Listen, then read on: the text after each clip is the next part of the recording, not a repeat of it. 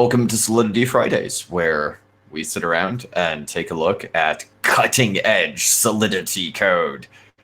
We'll be looking at Solidly Finance by Andre Cronje, a innovative smart contract developer and the mastermind behind Yearn, Keeper, and more. I'm William Schwab. I'm joined by Ben Sparks and Rory. And yeah, I think that's probably about good for an intro. So Ben, what is Solidly Finance? That is a good question, William. So Solidity Finance, I guess we don't have the full picture yet because Andre's still working on it, still putting the final touches together, and he's not revealing, I think, the whole story, but we have some clues. So just from this tweet here, we can see that I think he's still working on some of the math and playing around with some of these mechanisms to I guess achieve what he wants to achieve in this, what is essentially going to be a DEX, decentralized exchange. So this is just to sort of give the idea that that the code isn't in its final form, as far as I understand. But yeah, we're going to dive in anyway. Twitter's latex formatting leaves what to be desired. Yes. Yeah, that's not a good format for math formulas. Can't exactly read that at a glance, eh? This is coming from a first himself is not very good at math, by the way. Yeah, maybe Taran Chitra can just one glance read that. Yeah. Should have him on the stream sometime, and he can just completely blow our minds. Anyway, so V33 or Solidly, I guess let's take a look at what Andre's revealed so far about these economics. So just to recap, do you want to give a recap of the V curve and the curves situation? Sure. So, I mean, the title of the article that Ben has up on the stream right now is VE parentheses 3,3 end parentheses. So the V stands for voting escrow. Curve Finance, curve.fi, innovated a token model which has since received a lot of praise, where basically you get Curve tokens providing liquidity in Curve's pools. So Curve pools you can think of as like Uniswap pools, even though the math is a bit different. And they excel at like assets that traded around the same value. So think of different Bitcoins or different wrapped Bitcoin type products. They also do have, at this point in Curve V2, pools for unlike assets, but leaving that to the side, if you provide liquidity in a pool, you gain Curve CRV. Now, you can take those Curve tokens and you can lock them up in the Curve platform for either, if I recall correctly, a few months, 1 year, or 4 years. I might be off on those times, but it's something like that. And depending on how long you're locked up for, you get Curve emitted to you at a higher pace. So if you lock up for 4 years, you're getting more. You're getting like a higher rate of Curve, like, per week, per month, than if you would lock up for less time. Now, those Curve tokens themselves actually have a very heavy use in the platform also. Since you the lockup, the tokens that you've locked up also have a very big part of they have a big role in the platform. We always talk about governance tokens in this space, but these actually kind of do something. Basically, with your vote, which in your voting power is the amount of tokens that you've locked up, you're able to vote on, first of all, letting tokens into Curve, and also how much the rewards emissions should be on different pools. And it's not a uniform amount in one pool. There's actually a range, and you can vote on that using your voting power. So the fact that these tokens became very, very desirable because of platforms that want to either include their token or customize their pools in different ways, there's been very, very heavy demand for the Curve token. And in my opinion, it's probably even been the most useful of the governance tokens, or at least utility-wise. So the idea of putting the VE there is that they would try and emulate that kind of token pattern from Curve. The 3-3 is kind of the famous meme from Olympus, which is the idea that you can create a system in which it is most beneficial for the participants in the system to stake their tokens inside the system without pulling them out and selling them, so that everybody kind of wins and it transforms into a positive sum game. Olympus has been suffering more than a little bit recently. It's drawn a bit of fire. We're not going to be covering the game theory here in depth, but that is the basic idea, I think. Yeah. So, yeah, sort of like, to recap, the VE is the voting escrow, which is you basically get more rewards and more voting power in proportion to the length or the duration that you lock your tokens for. So if you believe in the project, you lock it for longer and you're rewarded because of that. And the 3-3 is the Ohm thing, where there's that whole game theory grid of the more people who stake, then emissions. Although I'm not sure this is the exact same as the way they do it with the emissions, because here emissions decreases as people stake, right? I guess that is the same with Ohm, where as people enter the staking pool, you're sharing some constant amount of emissions, and so the APY goes down. And here, Andre achieves that same effect, but just with a different calculation in the contracts, I believe, where it doesn't have a constant emission rate. It just does a calculation based on how much of these tokens have been locked, and then how much are sort of like in that sort of circulating supply. And the more that are locked, the less emissions go to the lockers. Mhm. So we achieve the same thing. And then the final, I think, little Twist. quirk that it has, yes, twist quirk, is that they come with NFTs, and well, the NFTs represent these locked positions. So in Curve, you wouldn't be able to transfer those positions once you lock your Curve. For V Curve, that's it's in your wallet. You can't transfer it, I think.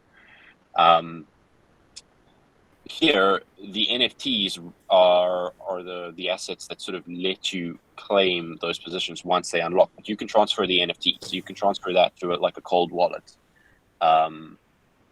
just to, I think, have that convenience of storing your locked position somewhere else.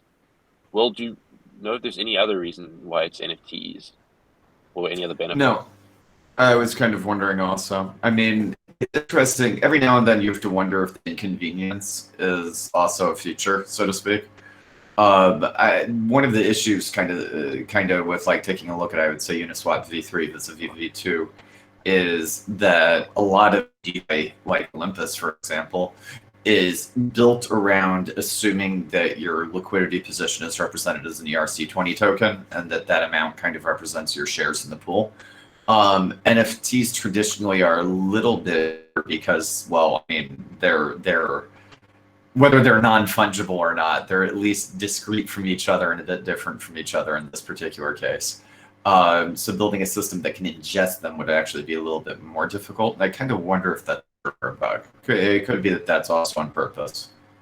Yeah, I get the feeling. Well, I guess you'd have to do it the NFT way anyway if you want to have it as claims over these different duration locks. So if you have like a lock for 6 months and then another lock of assets for 4 years, I think you'd need to do Probably that the with most NFT. convenient way is NFT. Yeah, Yeah. that is a good point.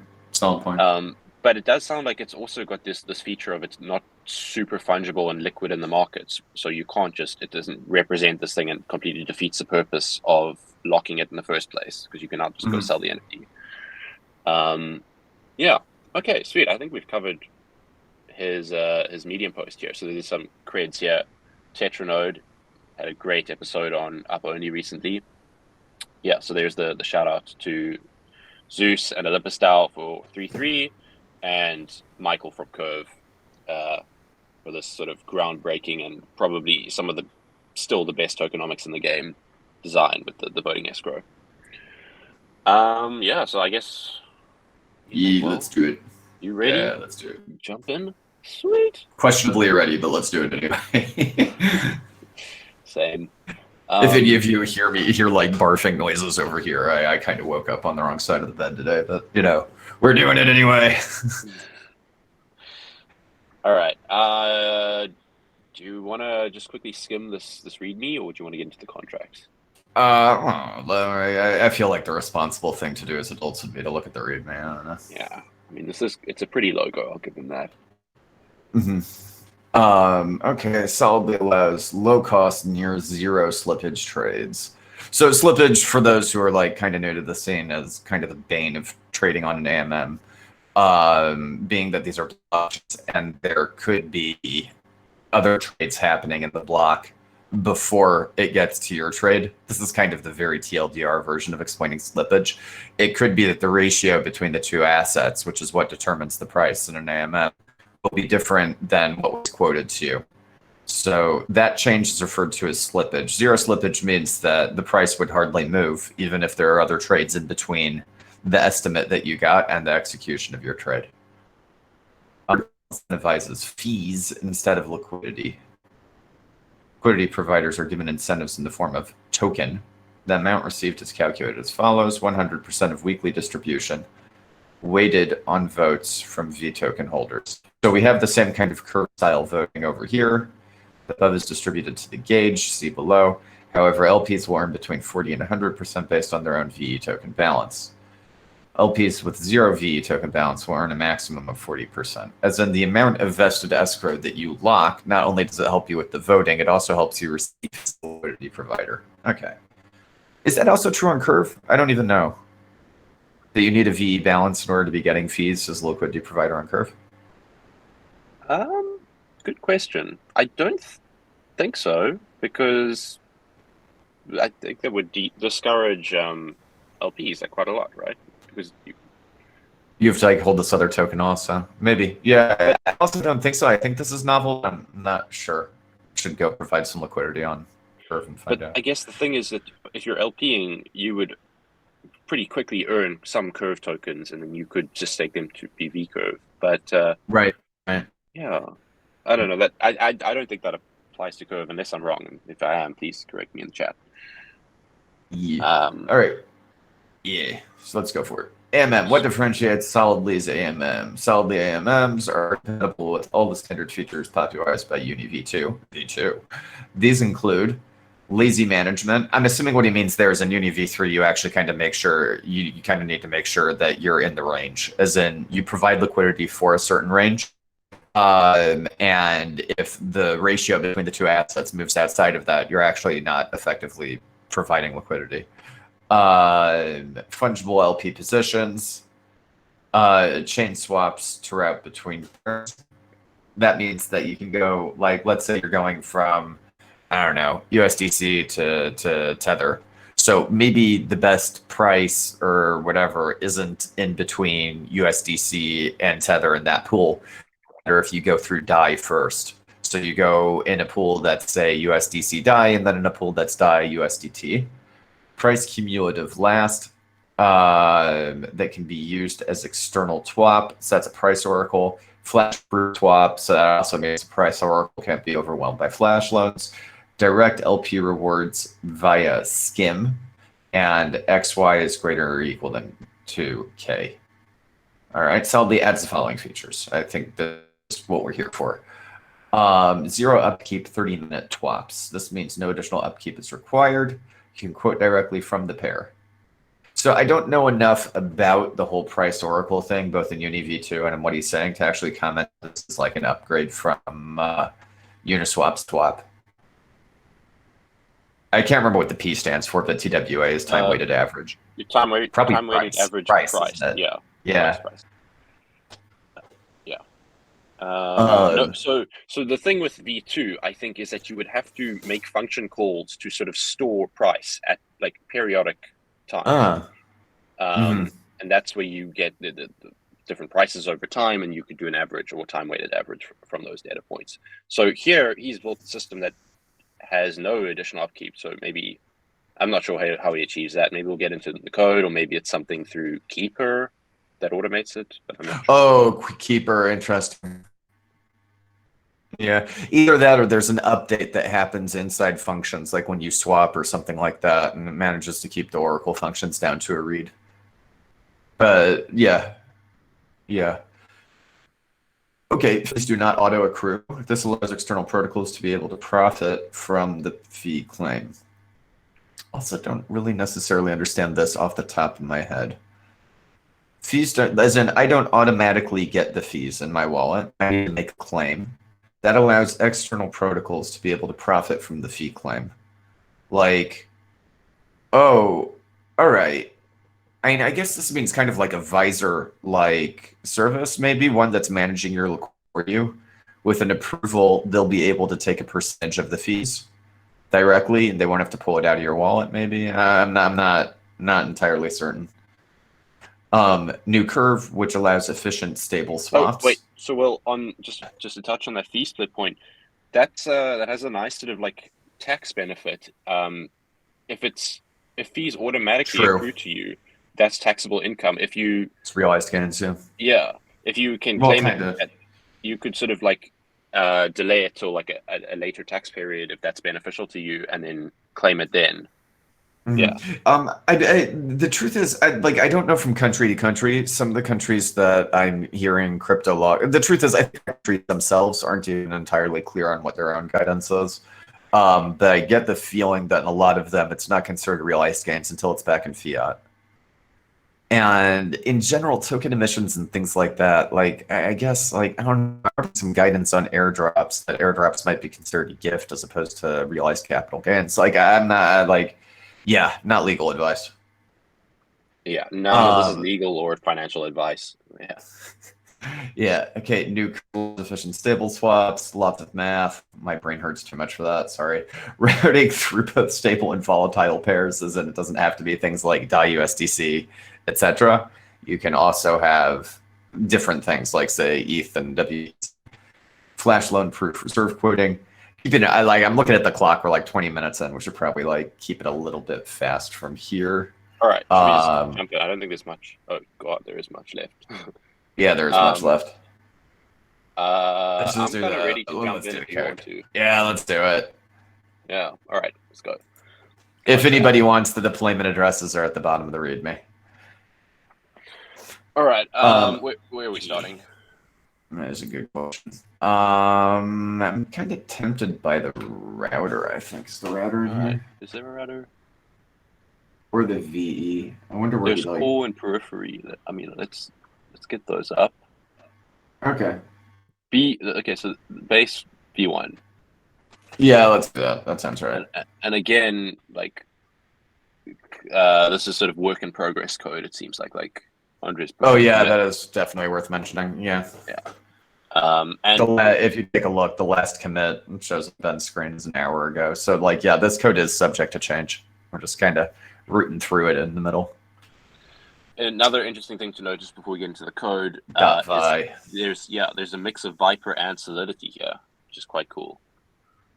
Because I guess so the curve system was written in Viper. So for V curve, I guess the canonical contract is in Viper. I see here I think he's done the whole system here straight in Viper. Like this is where the NFT comes in. So he's added this. I'm recognizing this just because I'm currently trying to port the V-Curve code to Solidity, just to make that a bit more accessible to Solidity devs if they want to add the V tokenomics into their system. And yeah, the original one doesn't have this NFT stuff, so this is from Andre, I think. Yeah, that does sound right. All right. Funky. All right, base v1.sol.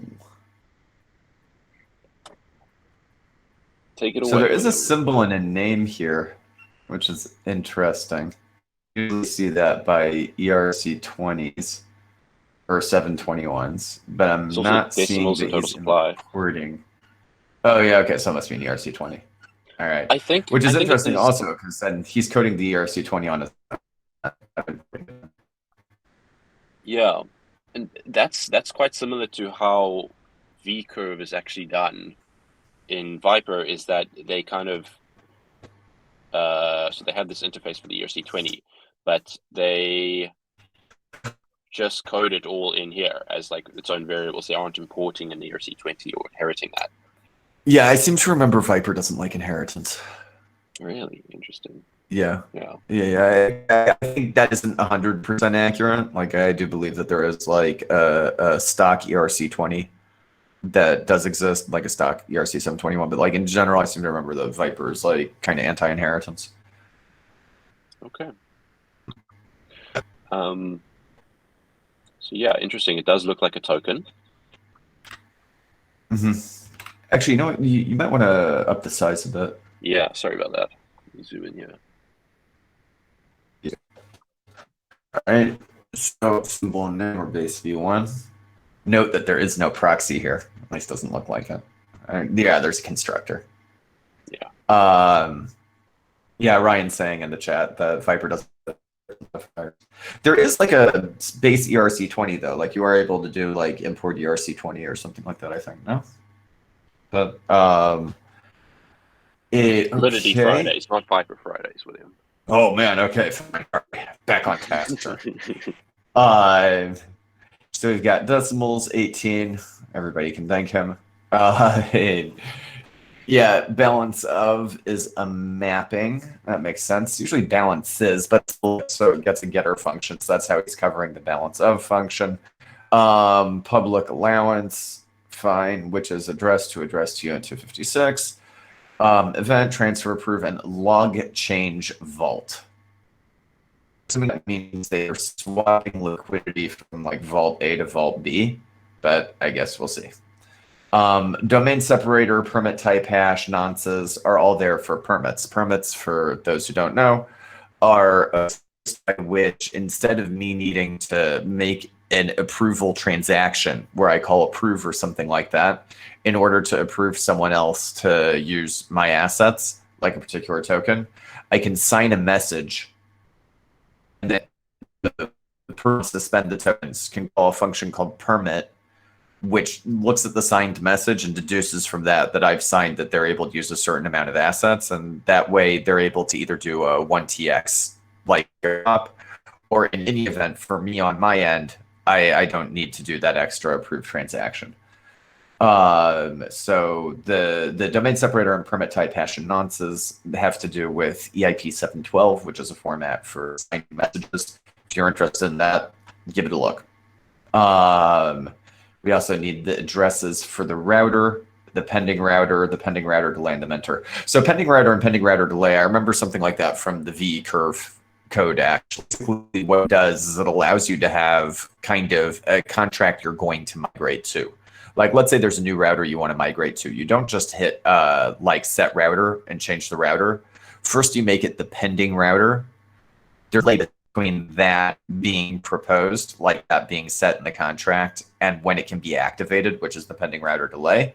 And then there's another function that you can hit, which makes the pending router the router. I'm assuming that's so that if someone's trying to cause the system, they're not able to put in a malicious router like right off the bat. There's that whole time delay there, so we can kind of see what's going on first.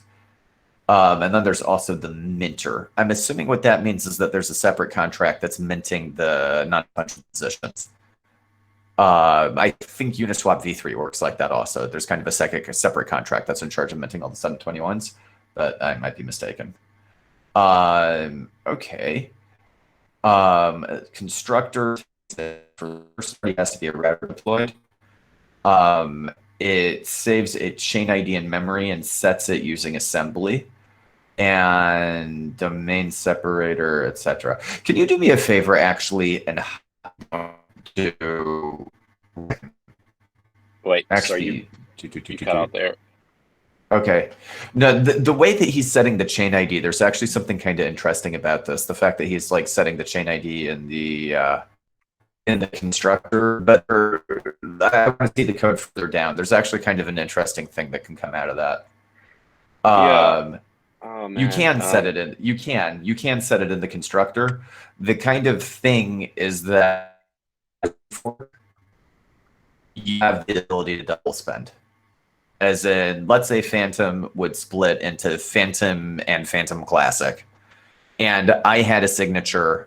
And I get a signature on Phantom, so I would be able to use it on Phantom Classic also. Even if Phantom Classic itself changes its chain ID, like Ethereum and Ethereum Classic, or actually that would probably be, yeah. So even if Phantom Classic would change its chain ID, since the chain ID it's not a check transaction, so I'd be able to double spend. Now that's a bit far out there as far as cases go. And the thing is, what you can do, and I saw someone do this recently.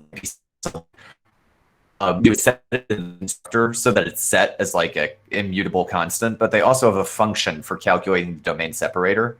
So basically, anytime it needs the chain ID, it checks, is this chain ID the same chain ID as the constructor? If yes, just use the domain separator. If not, calculate the domain separator on the fly. And that kind of gives you the best of both worlds. I thought that was super cool. Yeah, that is interesting. I wonder, how much gas does that add on? So probably as much as an if. Because basically what you need to do is, actually no, a little bit more. You need to check the chain ID and do a comparison. So you're paying the extra check, like check, which you can do now, by the way, you can do block not block.timestamp, block.chain ID.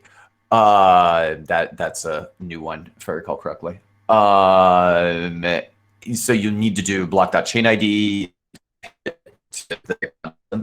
comparison there. So you're going to have an S load and I don't know how much it costs actually to look up something from the block, like blockchain ID, but you'll have one of those load and a comparison, and that would be extra. And I'm being told that my connection is wiggy. Yeah, it's cutting out. Oof. But it's okay. Like, we can keep going, I guess. Do you want to do more? Sure, I can try. Go for it. All right. So then at the end here, we just we have a mint of 0 to the deployer. Now, I wonder why we're minting 0 to the deployer.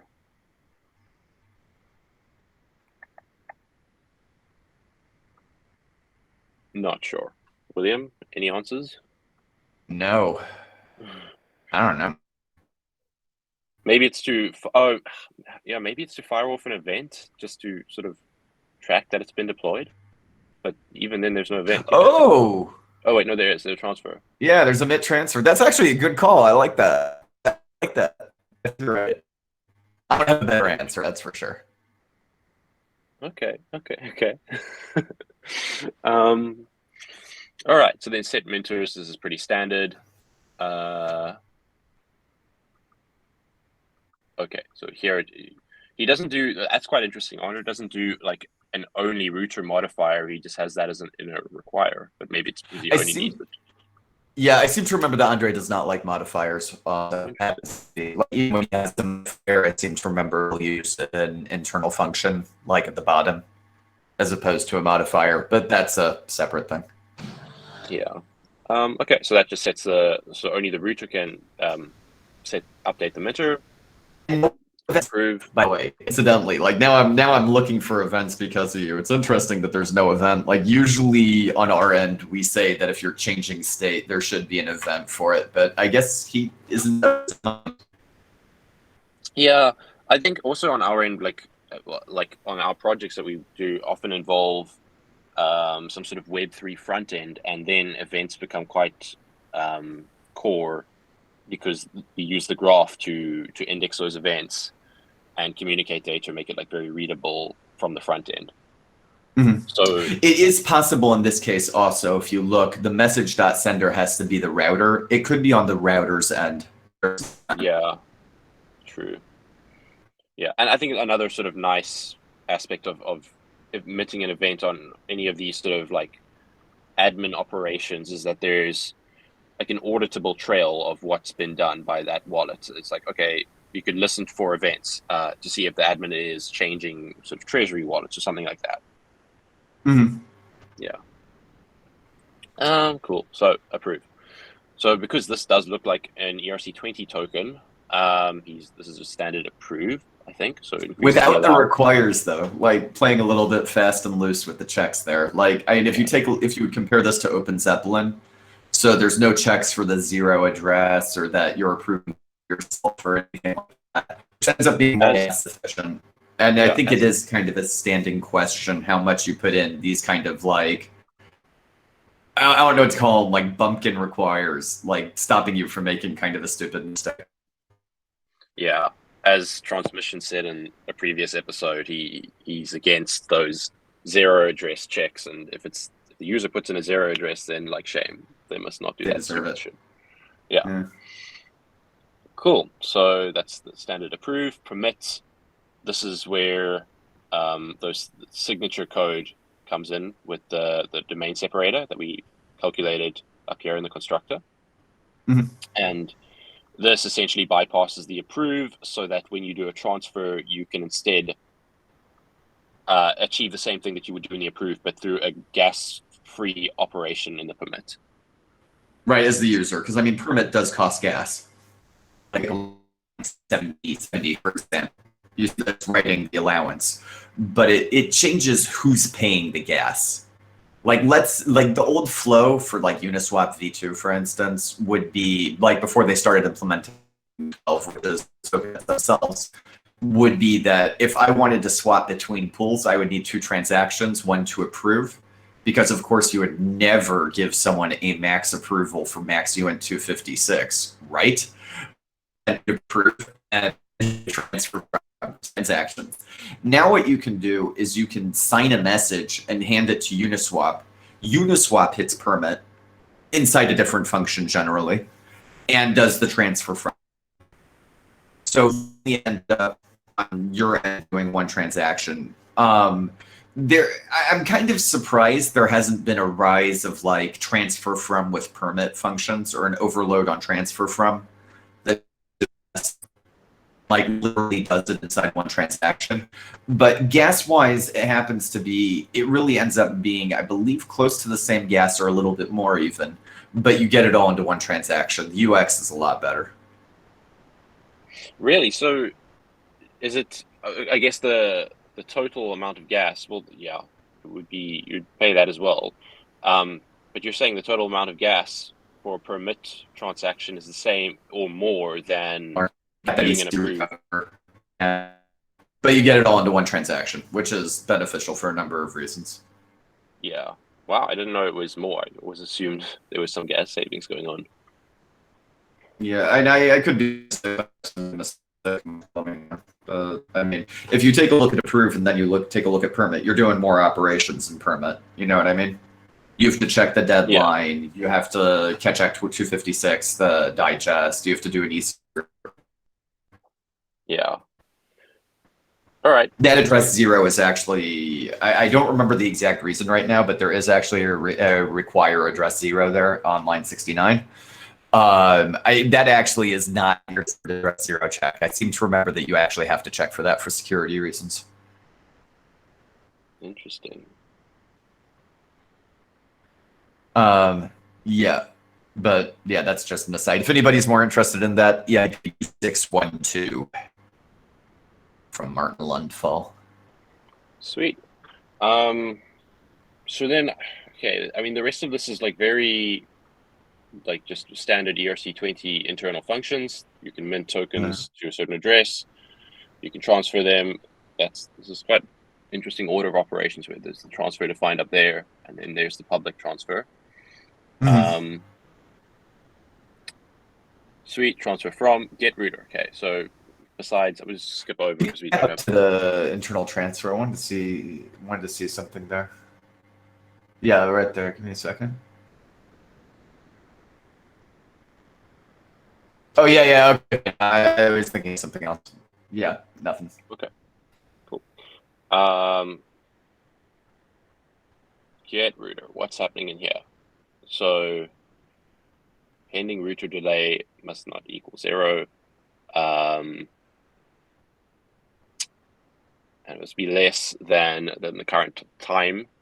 on the chain, then we will return the router basically and set this to 0.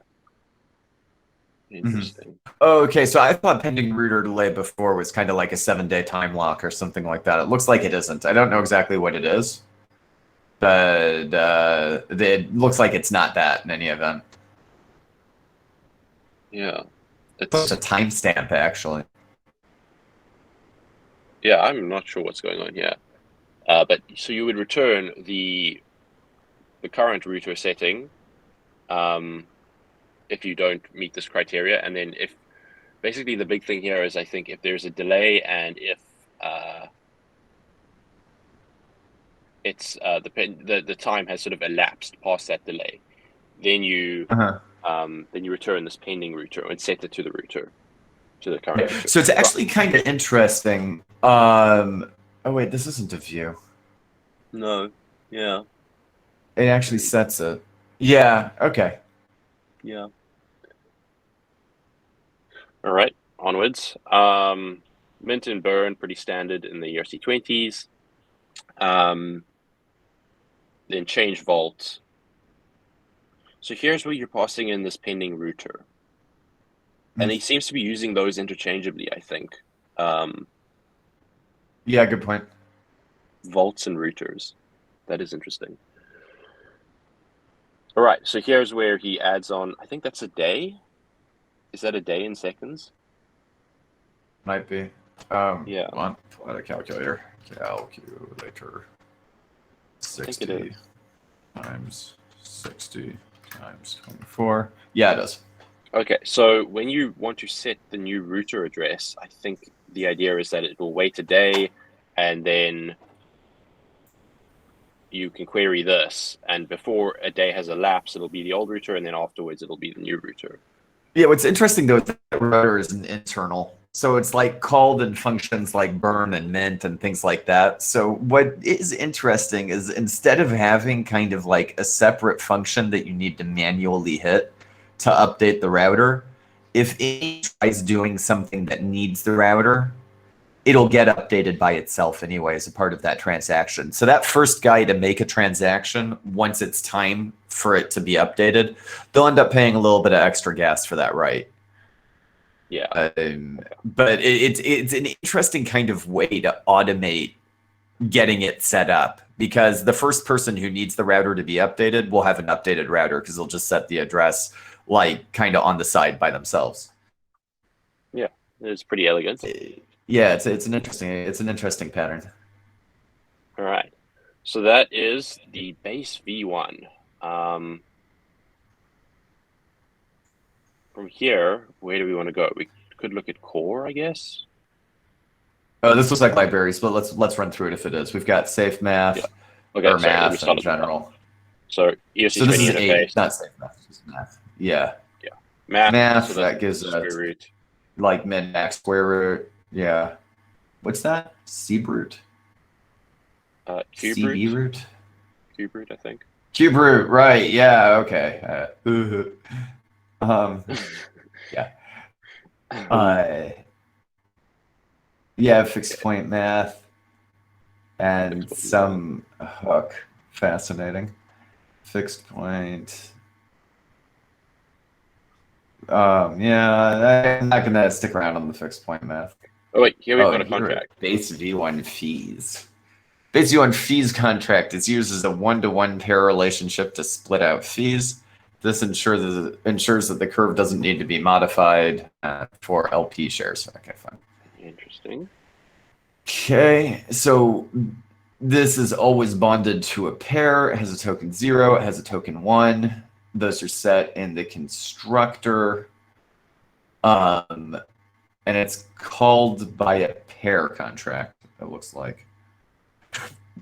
Has safe transfer, claim fees 4.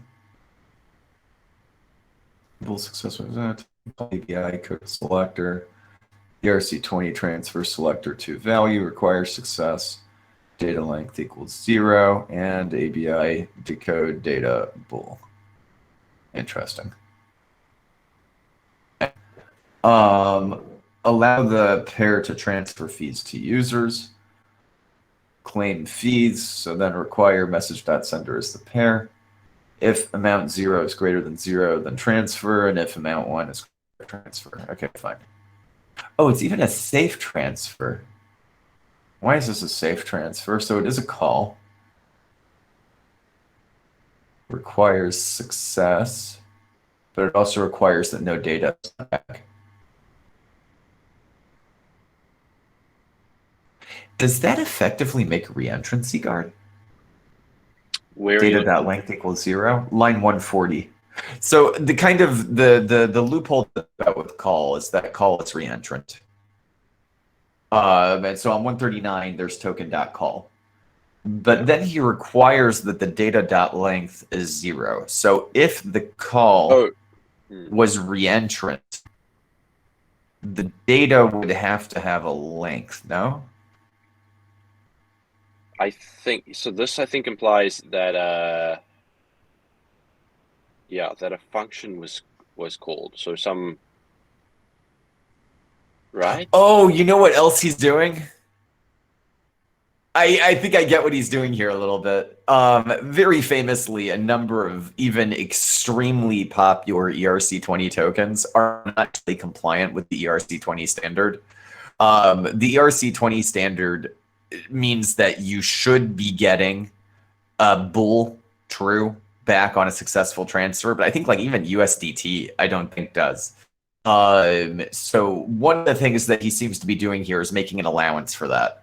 As in, he calls the ERC20 transfer, and he expects either that the data length is 0 or that it's a bool. And that's that or there. So then he covers things like tether, because either it's nothing, because they're not returning anything, or it's a bool. Yeah. And I think there are some that return a false on an unsuccessful transfer. I just seem to recall that, but I don't know if any of them are high traction. Okay, sweet. Yeah, that's clever. So he's basically coding in his own safe transfer for ERC20s, yeah. Yeah. Like you'd probably see that in the safe ERC20 library. Yeah. I'm a bit curious that there's no reentrant guard. I wonder if the data.length has something to do with that.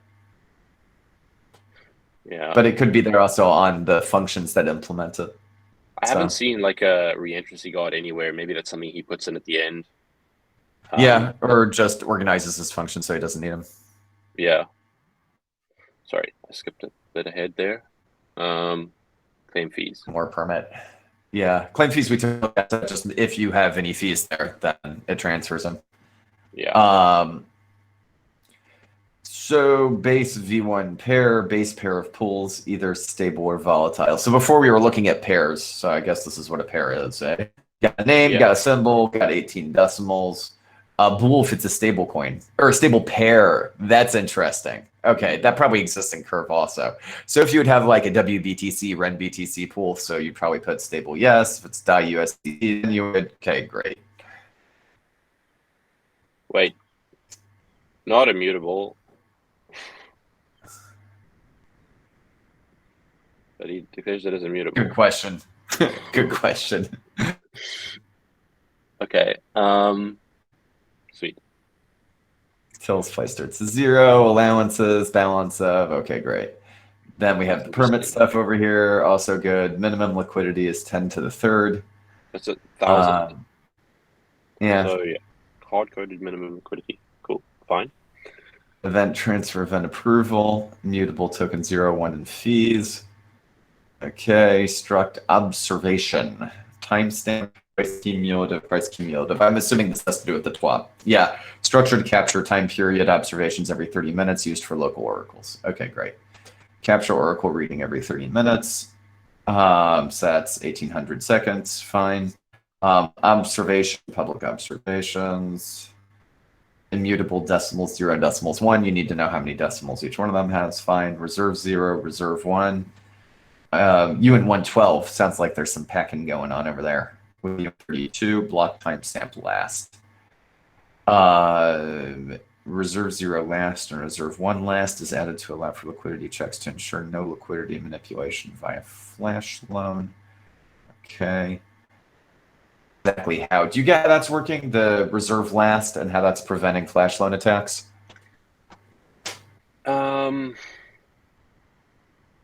Not at first glance.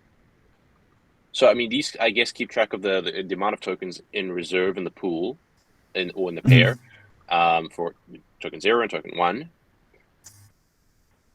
Price 0 cumulative loss and price 1 cumulative loss. Would that be the price? Cumulative? Yeah, cumulative makes it sound like a time-weighted average. Yeah. I'm not sure. And the price is also interesting because it's not reserve. I wonder if price is like the price of token 0 in terms of token 1. I suspect. Yeah, I think so.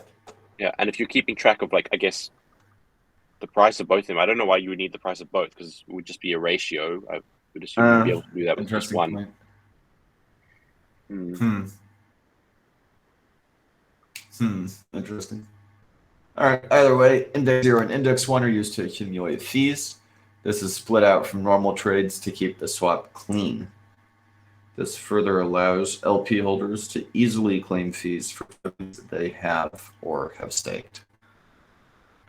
Okay, I haven't fully understood that yet either. That's okay. Position assigned to each LP to track the current index 0 and index 1 versus the global position. I wonder what that versus means. It sounds like it's not. Oh. So, relative, I guess, is what they mean. Yeah. And the global position, I think that like in rebase tokens, I think that's sort of like an index of probably how many fees are in the pool. And then this is probably like an offset from that base thing.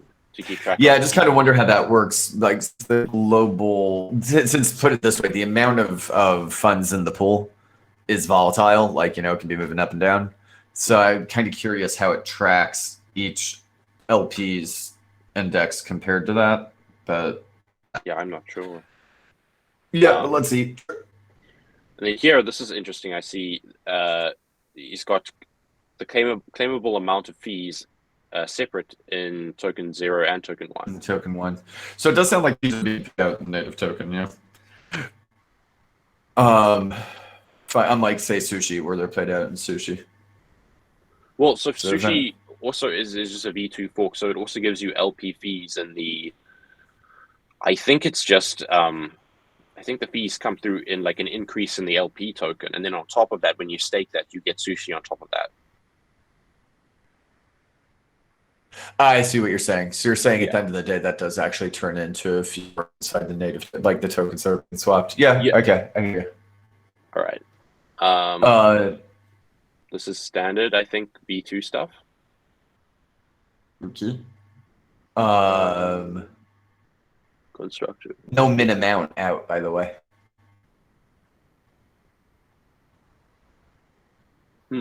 As in Uniswap, because of slippage, there you have to request what your bottom line is, like the minimum amount of tokens you would accept coming out. And I believe that makes it into the event also, though I could be mistaken. This could be tied to what he's saying about zero slippage. Yeah, I'm not sure if it's in the event. Interesting. Yeah, I'm not sure it's in the event either. I think it is, but not sure. All right, sets some of the permit stuff in the. He used block.chain ID here. He actually didn't use the assembly in the constructor. Nice.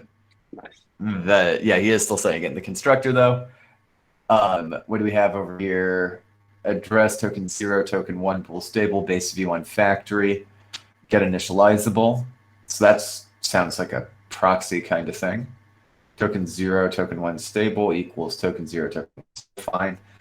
Fees address, new base v1 fees, token 0, token 1.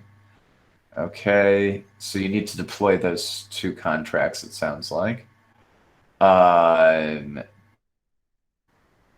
Unit decimals 0 equals 1. Unit decimals 1 equals 1. That's funky. Why is that? Why would decimals equal 1?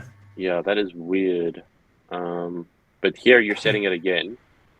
There's a part of me that wonders if there's like, oh, wait, no, that doesn't make any sense.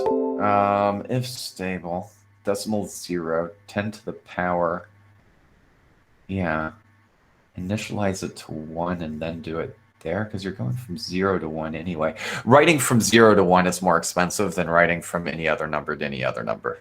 That's like a old piece of wisdom. Yeah, I think it's because 0 is it's like a constant. It's a different data type to 1, isn't it? I don't remember the reasoning. But you're going from 0 to 1 anyway. So like, why write it twice? Not exactly sure. There's an old piece of MEV wisdom out there for anyone who's listening. If you're ever sweeping a token out of an address, always leave one way, like one of the smallest unit of it, because that way, if you're ever putting in again, it'll save you some gas. But yeah, because you'll be writing from 1 to something as opposed to from 0 to something. And usually the smallest unit of a currency isn't something that you actually care about. So you might as well leave it there. Fun. Stable decimals. Oh, and you're only doing that if it's stable, though. Else. Yeah. Name. Oh, but that only. And then decimals 0 equals decimals 0, decimals 1. So if it's not a stable pair, the decimals go to 1. Yeah, which I still don't get. Yeah, me neither. Oh well.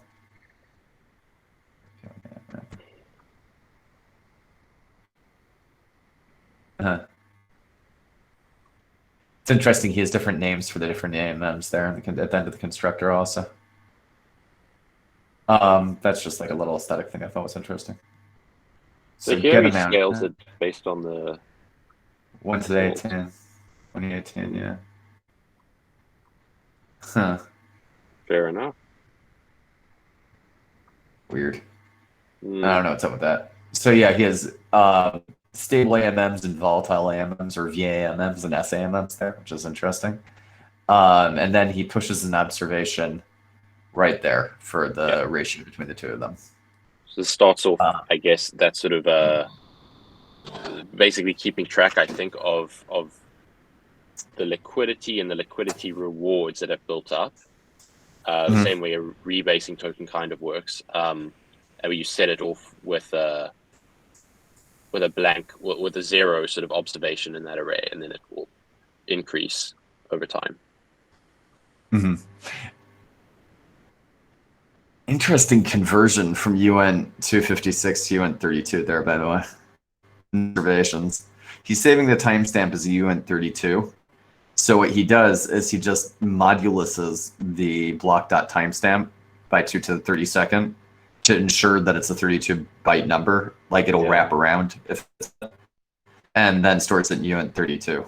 Which it's interesting. I hadn't thought of that. I want to just check out the struct of observation, or was that not here? It was up somewhere. Oh, there we go. Interesting. Yeah, UN 32 timestamp. I mean, but these are full. He's not. Yeah, I was just thinking that he's not saving any gas there. Yeah, this is. I wonder what he gains. So what we're looking at here is struct packing to save gas or space, and each basically variables next to each other can pack to 256 bits. But this is a full 256 unit, and so is this. So these are each taking up 1 slot.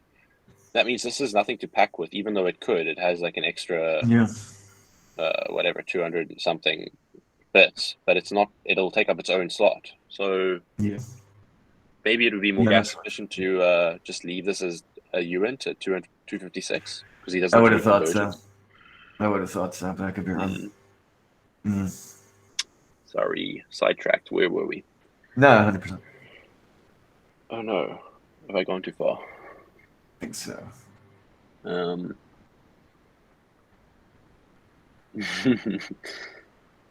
Suddenly got into some deep code there. All right, here we go. Observations. Yep, cool. Oh, we have a simple reentrancy check coming up. And he uses 0 and 1. There's a famous gas saving, which you'll see in both Opens Up 1 and Soulmate. If you use 1 and 2 instead, or any other number, and any other number that's higher than it, then it actually saves you gas because you don't have to write from 0 to 1, which is what we were talking about before. But he uses that as a modifier also, which is interesting. I guess he has to. Yeah, there you're kind of stuck using it as a modifier. Because you're running code both before and after the function. Can't just make an internal function out of it. Yeah. Not being painful. You can do it in 2 internal functions and a global variable, I suppose, but like, wow. But is it?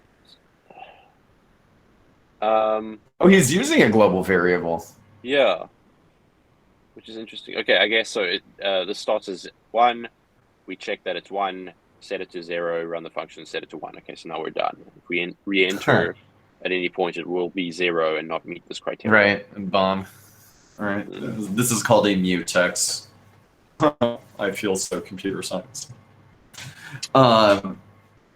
Yeah, observation length. I guess that's important to know how many observations there have been. Last observation returns the last observation. Fine. Function metadata. Whoa, what be this? The decimals, the RO, R1, ST, TO. Oh, ST is probably if it's stable or not. ST0 and address T1, I'm not sure about. Also not sure what the RO and R1 are. Oh, reserve. There we go. Ha, it's the next line. Token 0 and token 1 are T0, T1. Then the R's are for reserves, how much reserve they have. Okay. Tokens returns the addresses for token 0 and token 1, which is interesting because it's also in the metadata. But he also makes another function for this one. So. Okay. Claim fees. Claim accumulated but unclaimed fees. Viewable via claimable 0 and claimable 1. So returns you and claimed 1. So this isn't a view, it's actually claiming them. And it returns claim fees for message sender, which I guess returns the amount that's being claimed. Oh, and that's the next function, claim fees for. So it returns claim 0, claim 1. Update for recipient. Okay, claim 0, claim 1. And then it zeroes them out. And base V1 fees, claim fees 4. Cool. And I think we even saw the base V1 fees before. Yeah. I think so. That basically is just like the fee claim. Yeah. All right. So we're kind of up against time. Is there anything else specific, like a specific function you want to jump into? I mean, I did, when we were scrolling through, I saw there were some big chunky pieces of code down here. We don't have time to really cover them all. I don't know. Do you see anything attractive here that you want to just dive into?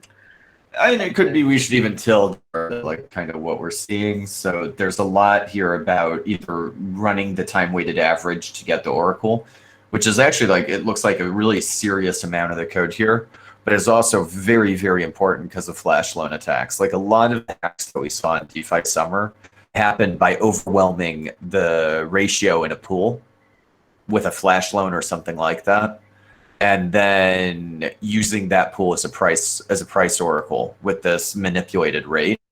And time-weighted averages are what solve that, because you're not only looking at the ratio right now, you're also looking at it vis-a-vis history. So I guess it does make sense that that's important enough for it to take up a lot of the code here, but that does definitely seem to be a lot of it. We've got a mint. This is That's standard, yeah. Standard Uni v2 implementation. So I think this is for LP tokens. Right, except the LPs were supposed to be... Oh, right. As the LP tokens are still ERC20s, but if you lock them, they turn into an NFT, right? I'm not sure. But they're supposed to be fungible. They're supposed to still be fungible. That's his whole selling point. Right, until you lock them up.